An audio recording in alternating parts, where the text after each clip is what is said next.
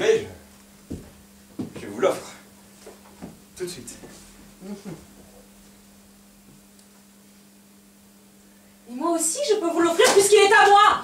C'est tout de même étrange, Ivan Vassilievitch. Nous vous avons toujours considéré comme un bon voisin, un bon ami même. L'année dernière, nous vous avons prêté notre batteuse, notre blé a dû attendre jusqu'à novembre.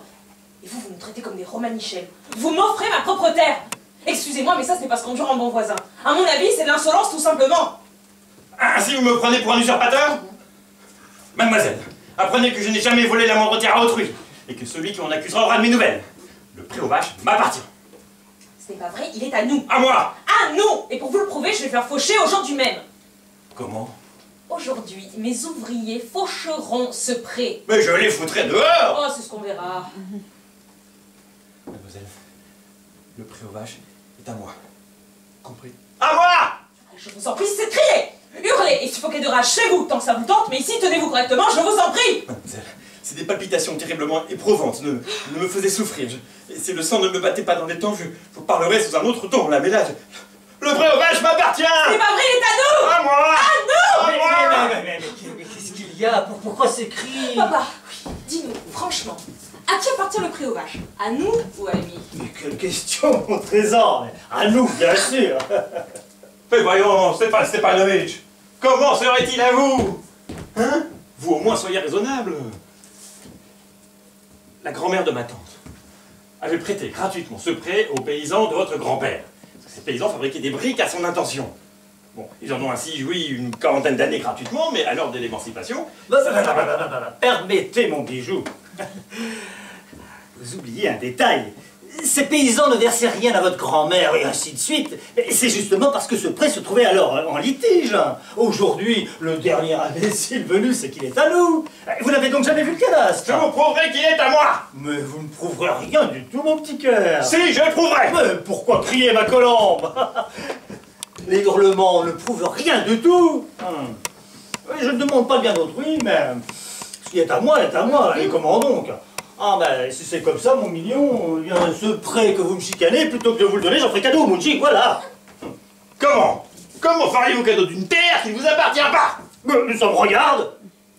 Et puis, jeune homme, je n'ai pas l'habitude qu'on me parle sur ce ton. Je le doute de votre âge, jeune homme, et je vous prie de me parler avec respect, et ainsi de suite. Ça alors, vous payez ma tête? Vous me prenez pour un imbécile? Hein? Vous prétendez que le pré aux vaches vous appartient? Il faudra que je reste calme, que je sois poli? C'est un peu fort.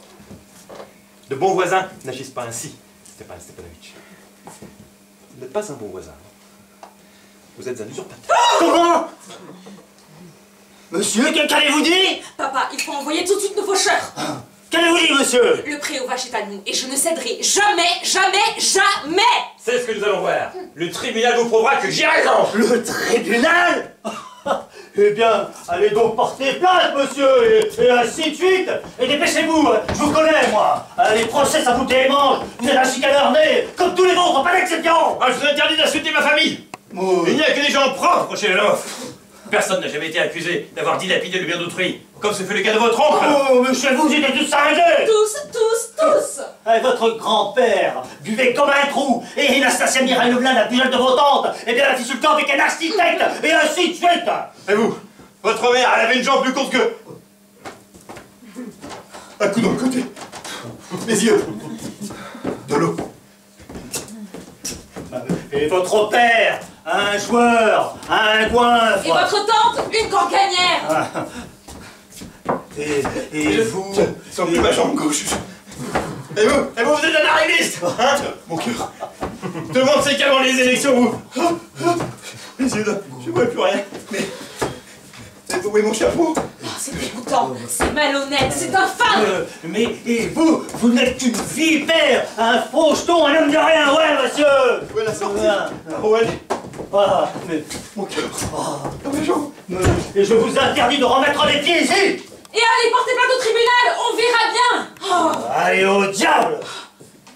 Fiez-vous à vos voisins après ça, quel misérable! Un gredin, un épouvantail à moineau! Un monstre! Il vous vole vos terres et des insultes par-dessus marché! Et dire que c'est énergumène, ce propre à rien, ose venir faire sa demande! Hein? Sa demande! Quelle demande? Parbleu, il est venu pour te demander en mariage! En mariage? Moi? Pourquoi tu ne l'as pas dit plus tôt? Mais C'est pour ça qu'il s'est endimanché, cette saucisse, cette espèce de macaque. Demander en mariage? Moi? Oh! Rappelle-le! Vite, rappelle-le! Mais rappelez qui? Vite, je me sens mal! Vite, vite, vite, rappelle-le! Mais qu'est-ce qui te prend? Que veux-tu? Oh. Malheureux que je suis, hein. Mais j'irai me pendre. Je vais me faire sauter la cervelle. Je suis à bout, hein. Je meurs! Vite, rappelle-le! Zut, oui, cesse de pleurnicher. Dieu, qu'avons-nous fait? Qu'on le rappelle! Qu'on le rappelle, vite! Mais viens, et ainsi de suite. Que le diable l'emporte. Tu lui parleras, toi. Moi, je ne veux plus. Rappelle-le! Mais puisque je te dis qu'il arrive. Quelle calamité, Seigneur, pour un père. Avoir une fille à marier, mais à se couper la gorge. Bon, je jure que je le ferai. Nous avons injurié cet homme, nous l'avons chassé, insulté, et tout ça par ta faute. Ah non, par la tienne. Mais bien sûr, c'est toujours moi le coupable. Eh bien, tu n'as qu'à te débrouiller avec lui.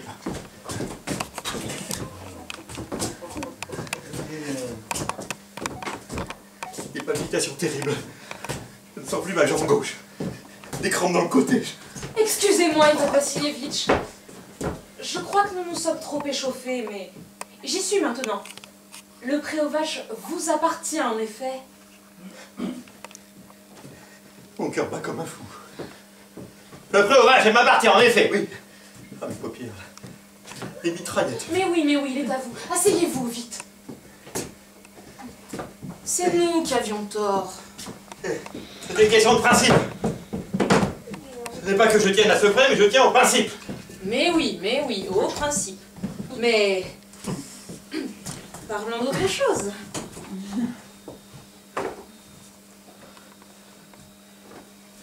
D'autant plus que je possède les preuves. Hein? Et la grand-mère de ma tante avait prêté gratuitement ce prêt aux paysans du grand-père de votre papa. C'est bon, n'en parlons plus. Émancipation. Je me demande par où commencer. Irez-vous bientôt à la chasse?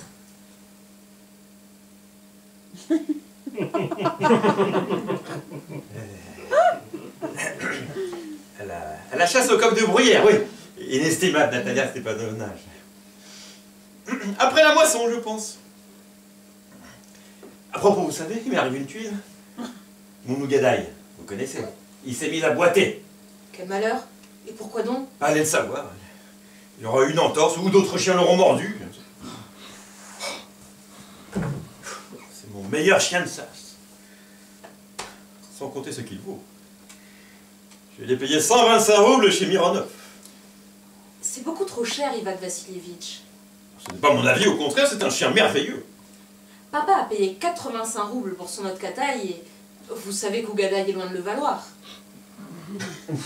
Mon Ougadaï ne vaut pas votre Takai.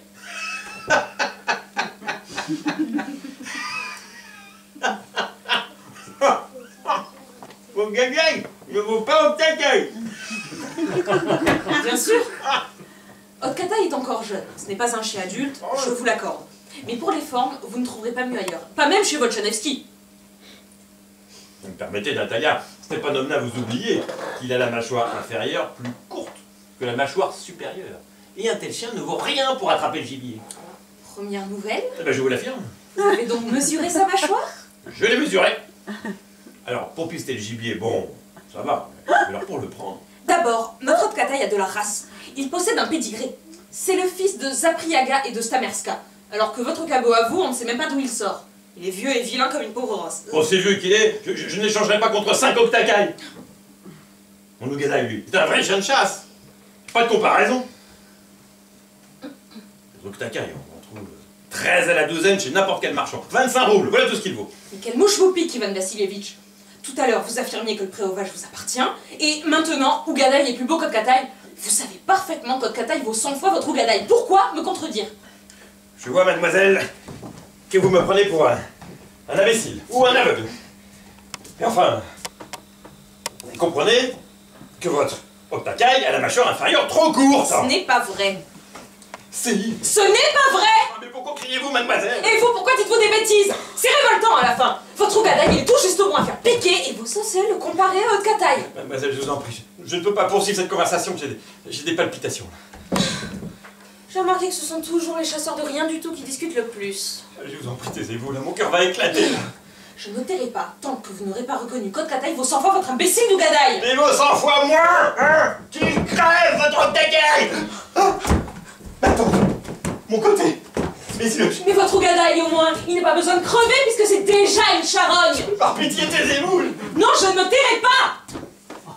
Mais qu'est-ce qui se passe encore? Papa, Oh, mais oui. veux-tu bien dire à ce monsieur lequel des deux chiens est le meilleur? Notre Cataille ou son gadaï? Stepan Stepanovic, je vous en supplie, dites-moi une seule chose. Votre octaca, y a-t-il, oui ou non, la mâchoire inférieure trop courte? Mais Cataille serait trop court, quelle importance? Votre Cataille est le plus beau chien du district, après c'est tout. Mais moins beau que mon Ogadaï, avouez-le!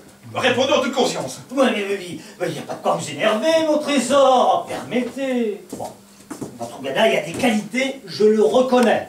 Il est de race, il a les pattes de bonnes pattes, la hanche ronde, et ainsi de suite. Mais pour tout vous dire, mon chéri, ce chien a deux graves défauts. Il est trop vieux, il a la gueule trop courte.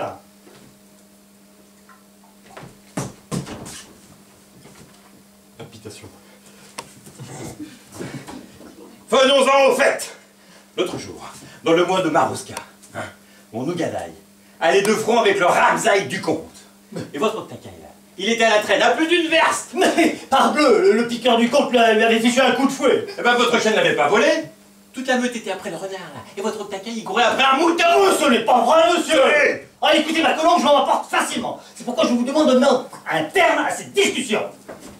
Si le piqueur du comte l'a frappé, c'est parce qu'ils sont tous jaloux de mon chien. Oui, monsieur, bassement jaloux. Et vous-même, vous n'êtes pas sans reproche. Dès que vous voyez un chien plus beau que votre Gadaï, vous essayez immédiatement et ainsi de suite. Enfin, je me souviens très bien. Ben moi aussi, je me souviens très bien. Vraiment, essayez, mais c'est bien. Et de quoi donc? Ma jambe, je ne la sens plus. Des palpitations. Des palpitations! Mais quel beau chasseur vous faites! Votre place est en cuisine, bien au chaud! C'est au cafard et pas au renard que vous devriez faire la chasse! Ah, c'est vrai. Si encore vous étiez un chat.